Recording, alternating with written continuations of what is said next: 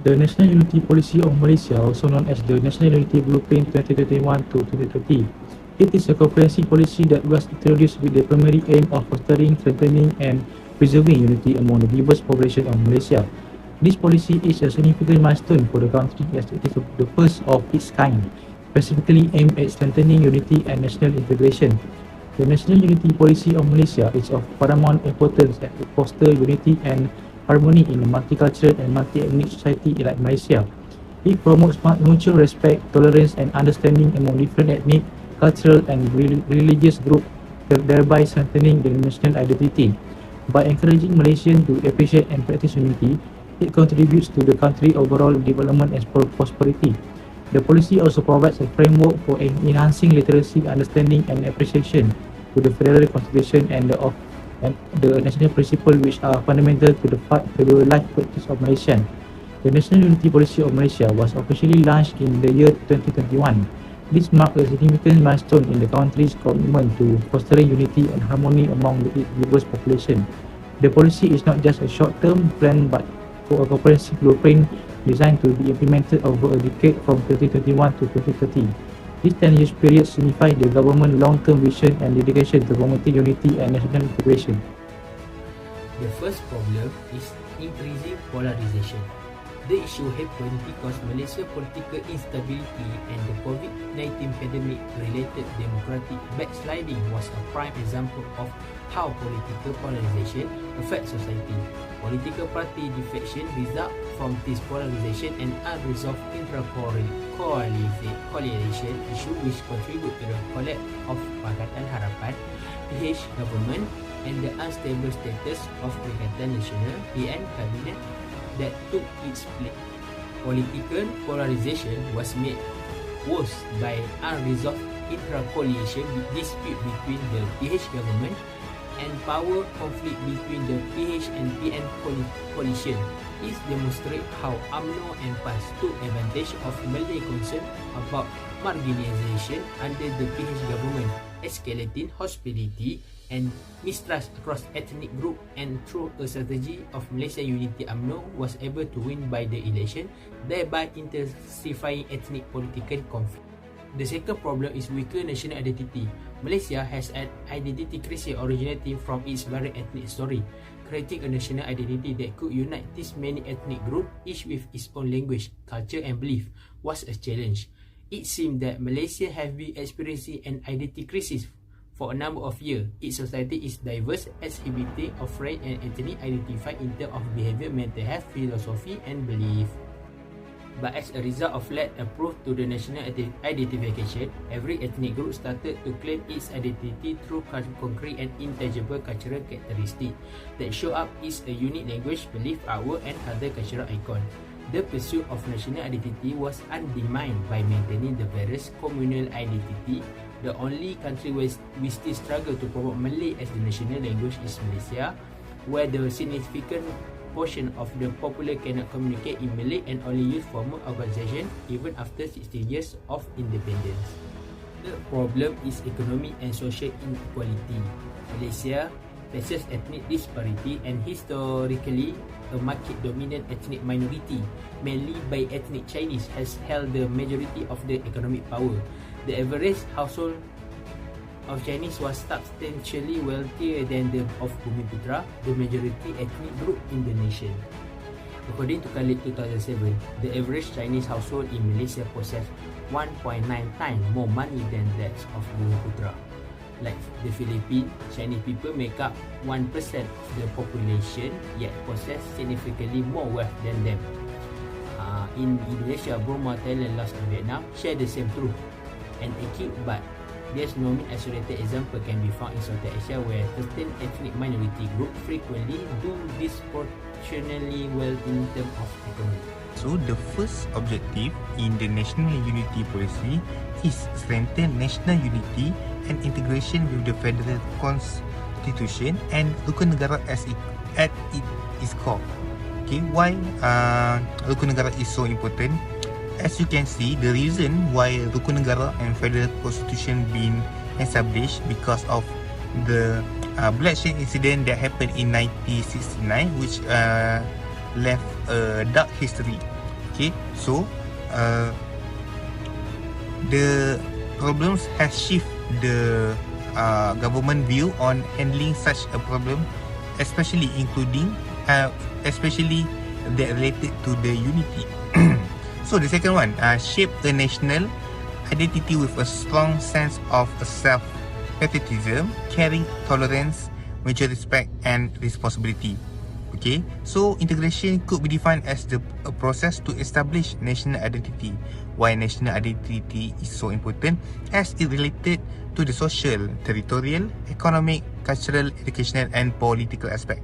Okay, so the national identity will help the country to display a good sense of dignity and positive image to others. Okay, so the last one is bring forth Malaysian who value, practice and unity.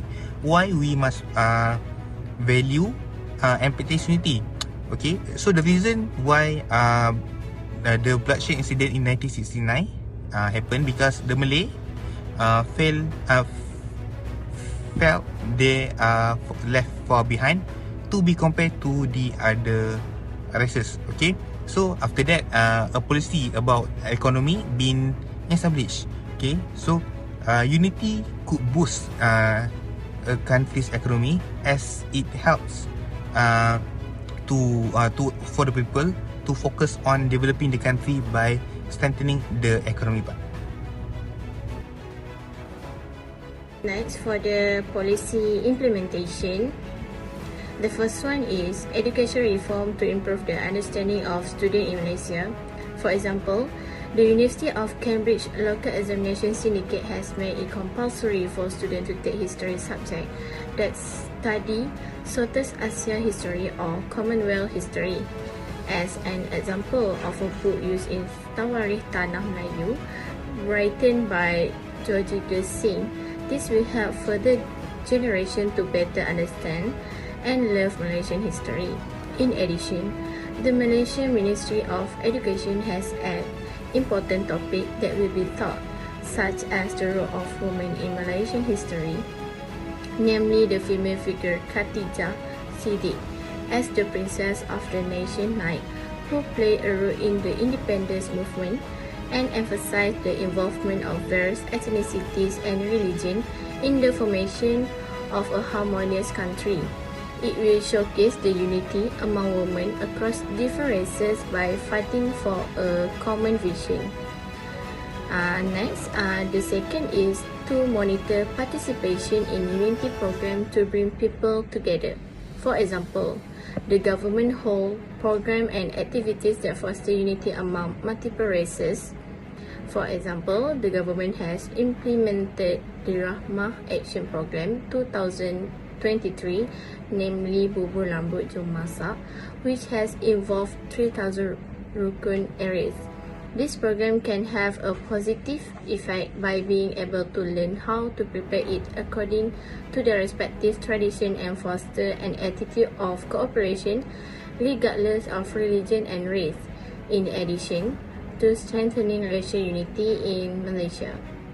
The third policy implementation is cultural integration among Malaysians from various backgrounds. As an example, attend the celebration of various culture and ethnic groups in Malaysia, such as Madani Malaysia Open House on 29 April 2023 at the Raya Hotel Alostar, which celebrate Hari Raya, Deepavali, Chinese New Year, Kawai and Christmas. This will increase mutual respect for the belief of each race and religion, and will integrate Malaysian family relationship without element of negative view towards other religion belief. For the evaluation for politics, the good news is the government is really behind this plan with a nationwide launch and 10 years commitment. But the downside is future leaders might not be as interested, so the plan might not last. For administrative, they have a ministry leading the plan and involve many people, but it's unclear exactly what each person needs to do. This lack of clear rules could make it hard to put the plan into action. Next, the social part of the plan is great. It focuses on things like cultural event and inclusive history lesson to help people understand and respect each other. However, it forgets to mention how to deal with existing problems like prejudice. Last but not least also, the plan doesn't talk about using technology like social media to spread the message and connect people. It could be even stronger if it mentioned how unity can help the economy. The government commitment, stakeholder involvement and focus on social integration are positive signs. However, for the NUP to reach its full potential, a more comprehensive strategy for social engagement, leveraging technology and outlining the economic benefit of unity is crucial. Additionally, exploring legal framework that support the NUP goal can further strengthen this policy. By addressing this area, Malaysia can take a significant step toward building a harmonious and prosperous nation for all its citizens. The National Unity Policy (NUP) offers a promising framework but requires further development. To reach its full potential, the NUP needs a strategy for sustained political will, clear rules for stakeholders, and concrete plans to address social challenges. Leveraging technology and highlighting economic benefits can further strengthen the policy. Additionally, exploring legal avenues to support the NUP goal can be valuable. By addressing this area, Malaysia can solidify its path toward a more unified and prosperous future. So the first point that I want to highlight in the recommendation is promoting Malaysia food at international level. Why food? As you can see, food can unite the other races also, and food is an important element in Malaysia. So, for instance, roti canai, which is a very famous food for Malaysian, had been listed in the Food Atlas website as the best bread for the last year, and it is just not for the first time, but also but for the second time that roti canai, which is a Malaysian food, been listed as the best bread in the world. So for the point number 2, government should promote on economic unity. Why economy? In the context of economy, the unity among races in our country, Malaysia, is very important. For instance, back in the 80s, the Malay hold the least amount of the most smallest amount of economy in the market, which is about only 1.5%, to be compared to the other races.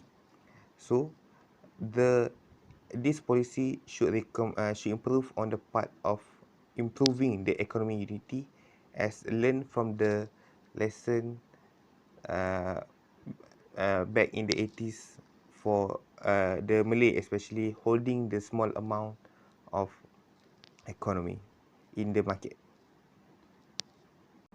For the conclusion, based on the information provided in the source, the success of National Unity Policy (NUP) in Malaysia can be considered a work in progress. The NUP, together with the National Unity Action Plan 2021 until 2030, aim to foster national integration based on the main pillars of the Federal Constitution and Rukun Negara, emphasizing inclusion, tolerance and patriotism. The policy acknowledge the challenge of the effect Malaysia unity, especially among different ethnic and religious groups, and seek to address this issue through specific strategy to make unity of part of Malaysia culture and daily life. Overall, in conclusion, the National Unity Policy in Malaysia is a comprehensive and ongoing initiative that aims to strengthen national unity and integration. Although progress has been made through various policy and plan, the ultimate success of the NUP will depend on the continued effort and collective commitment of all Malaysia to promote unity, tolerance and cooperation across diverse ethnic and cultural background.